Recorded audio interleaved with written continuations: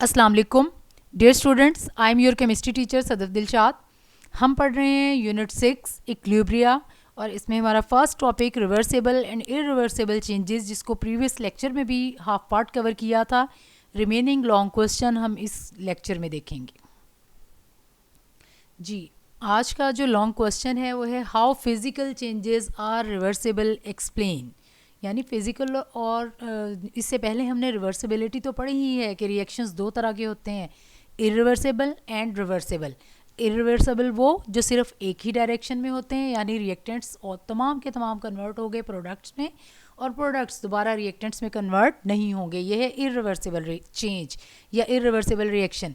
Reversible on the other hand इस तरह के रिएक्शंस होते हैं जो एक बार अगर रिएक्टेंट्स प्रोडक्ट में कन्वर्ट हो जाएं तो प्रोडक्ट्स दोबारा रिएक्टेंट्स में कन्वर्ट हो जाते हैं उन्हीं कंडीशंस में, सेम कंडीशंस में।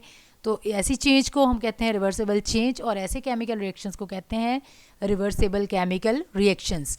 तो आज हमने ये डिस्कस करना है कि किस तरह से फिज़िकल चेंजेस हैं, क्या ये भी रिवर्सिबल हो सकती हैं। आंसर हमारा होगा yes, physical changes are also reversible, और इनको हमने एक्सप्लेन करना है कि कैसे। अब मैं आपको एक सॉल्ट की एग्जांपल दे रही हूँ, कॉपर सल्फेट पेंटाहाइड्रेट, जिसका फॉर्मूला है CuSO4 5H2O। इट मीन कि कॉपर सल्फेट के साथ 5 वाटर मॉलिक्यूल्स अटैच हैं। ये हमें केमिस्ट्री में बहुत अच्छी तरह से पढ़ा हुआ है या पढ़ते हैं कि कुछ सॉल्ट्स इस तरह के होते हैं जिनके साथ वाटर मॉलिक्यूल्स अटैच होते हैं। एक एग्जांपल इसमें कॉपर सल्फेट की भी है, इसके साथ 5 वाटर मॉलिक्यूल्स अटैच हैं। इसको हम कहते हैं वाटर ऑफ क्रिस्टलाइजेशन। और ये वाटर ऑफ क्रिस्टलाइजेशन क्या होती है? ये सॉल्ट को प्रॉपर शेप देती है, स्पेसिफिक शेप होती है इन वाटर मॉलिक्यूल्स की वजह से। कॉपर सल्फेट सॉल्ट भी एक एग्जांपल है कि इसके साथ 5 वाटर मॉलिक्यूल्स, यानी हम इसको कहेंगे पेंटाहाइड्रेट कॉपर सल्फेट, जिसके साथ 5 वाटर मॉलिक्यूल्स अटैच हैं। ये एक इंपॉर्टेंट सॉल्ट है और इसका कलर है ब्लू।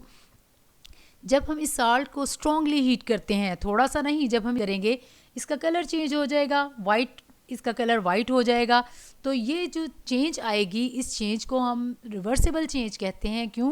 क्योंकि जब इसको हमने गर्म किया स्ट्रॉन्गली तो इसका कलर क्या हो गया, वाइट, और वाटर मॉलिक्यूल्स इसमें से डिस्प्लेस हो जाते हैं, 5 वाटर मॉलिक्यूल्स निकल जाते हैं। लेकिन जब दोबारा इन्हीं 5 वाटर मॉलिक्यूल्स को कॉपर सल्फेट के साथ मिक्सअप किया जाता है तो दोबारा वाइट कलर चेंज हो जाता है ब्लू में।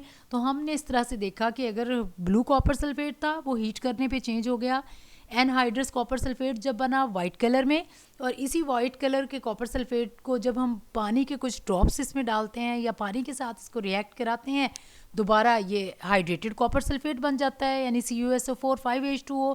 तो हम इसको कहेंगे it is a reversible change कि when white anhydrous copper sulphate absorb moisture from the atmosphere it will turn blue again. यानी पहले ब्लू वाटर निकाल दिया, वाइट बन गया, फिर वाइट में हमने एटमॉस्फेयर से जब इसने वाटर एब्जॉर्ब कर लिया तो दोबारा ये ब्लू कलर का हो जाता है। तो ये एक फिज़िकल चेंज है।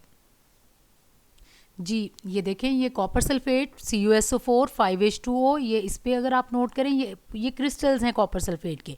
इसको हम पेंटाहाइड्रेट हाइड्रेटेड कॉपर सल्फेट कहते हैं। और ये वाला जो कॉपर सल्फेट है, इस पे से वाटर मॉलिक्यूल निकले हुए हैं और ये वाइट कलर का है। ये जो अभी मैंने आपको थोड़ी देर पहले एक्सप्लेन किया कि कॉपर सल्फेट जब हाइड्रेटेड होगा तो इसका कलर होगा ब्लू, लेकिन जब हम इसको स्ट्रॉन्गली हीट करेंगे तो ये ब्लू कलर, इसकी मॉइस्चर इसके अंदर से निकल जाएगी और ये वाइट कलर का आ जाएगा। तो ये दोनों आप रिवर्सिबल चेंजेस हैं कि वाइट में जब हम वाटर ऐड करेंगे तो ये दोबारा ब्लू हो जाएगा।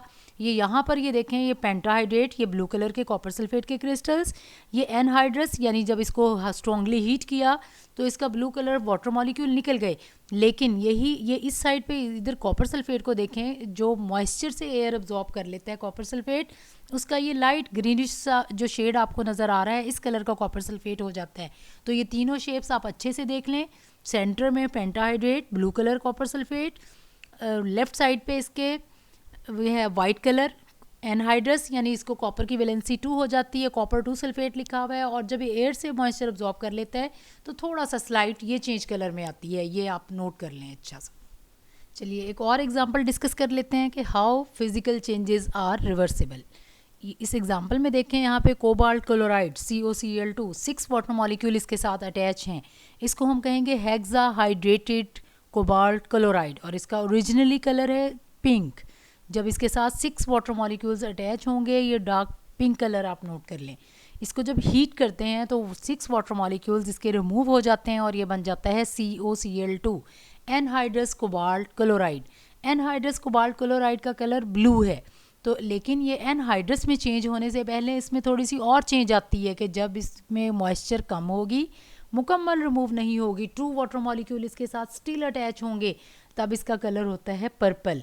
लेकिन जब तमाम जो इसके वाटर मॉलिक्यूल जो हैं 6 के 6 अगेन वापस आ जाते हैं, तो फिर अगेन कलर पिंक हो जाता है। इसको समझ लें, कोबाल्ट क्लोराइड जब हेक्साहाइड्रेट होगा ये पिंक है, जब इसका सारे का सारा वाटर कंटेंट रिमूव हो जाएगा तो ये कलर हो जाता है ब्लू, एनहाइड्रस जिसको हम कहते हैं, anhydrous copper sulphate.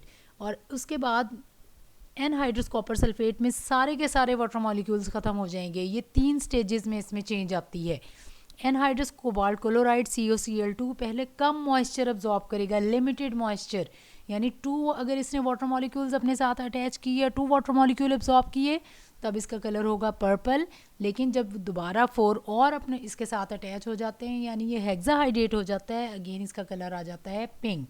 In a reverse reaction, anhydrous cobalt chloride absorbs less moisture. It is first converted into dihydrate, which is purple in color.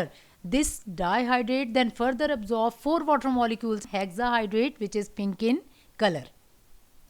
चलिए अब एक एक्टिविटी है उसको डिस्कस कर लेते हैं लास्ट में इस टॉपिक के एंड पे कि few grams of copper sulphate, यानी ब्लू कलर वाला कॉपर सल्फेट जो कि था पेंटाहाइड्रेट CuSO4 5 वाटर मॉलिक्यूल्स, जिसका कलर अभी मैंने आपको बताया था ब्लू कलर।